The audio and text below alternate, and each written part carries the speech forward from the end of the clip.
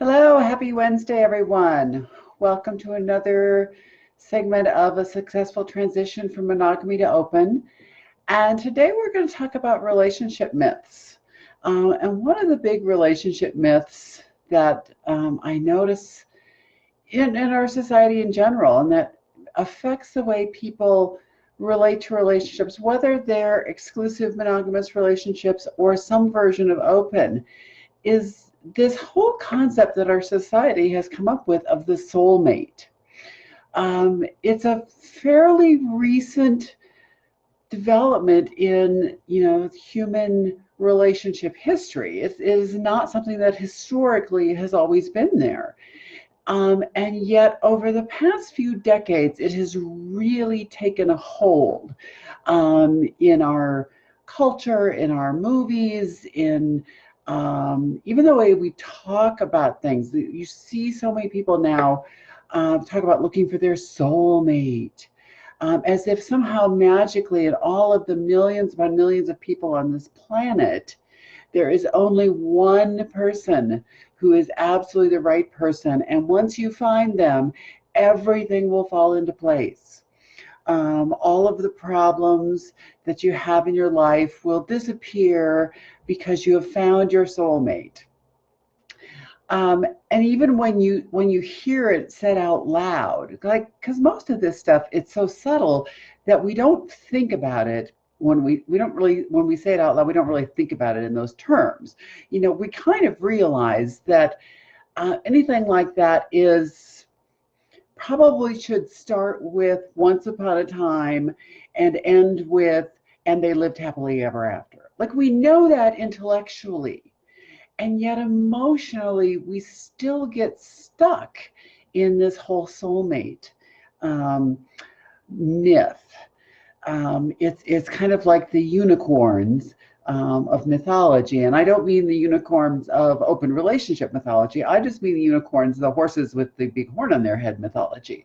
Like, we know they don't really exist. We know they've never really existed, and this whole soulmate ideal never really existed, and yet we still hang on to that belief. And so then when people do get in relationships, when the eventual problems come, and no matter how much you love them and how well suited you are to each other, problems are going to happen.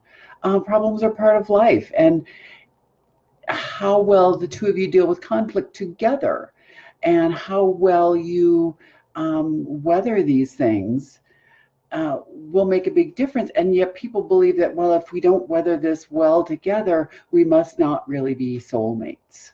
And often then when people do decide to open relationships, the whole soulmate thing comes into play subconsciously, because there's this kind of belief that, well, if I was really that person's soulmate, they wouldn't need to have other partners. I should be enough.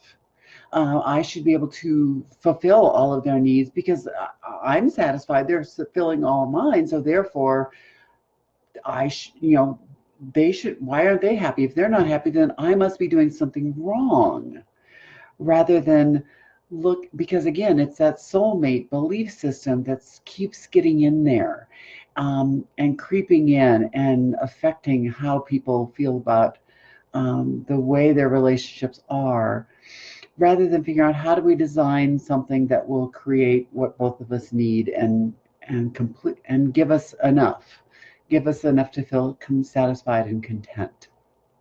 So I want to put that out there to get us talking about that, to get us all thinking about this soulmate myth and how it affects us and how it affects our relationships, whether they're our current relationships or relationships in the past. Oftentimes people leave really pretty good, solid relationships because they still don't feel it measures up to that level of soulmate. So therefore, I have to keep looking. And it keeps people in this perpetual searching and ending relationships that really probably could have been very positive long-term relationships had they not had this soulmate myth in their head. So I'm going to leave you with that for today. On Friday, we'll talk again about more open relationship questions. And until then, have a great day, and I will see you then. Thanks so much. Bye-bye.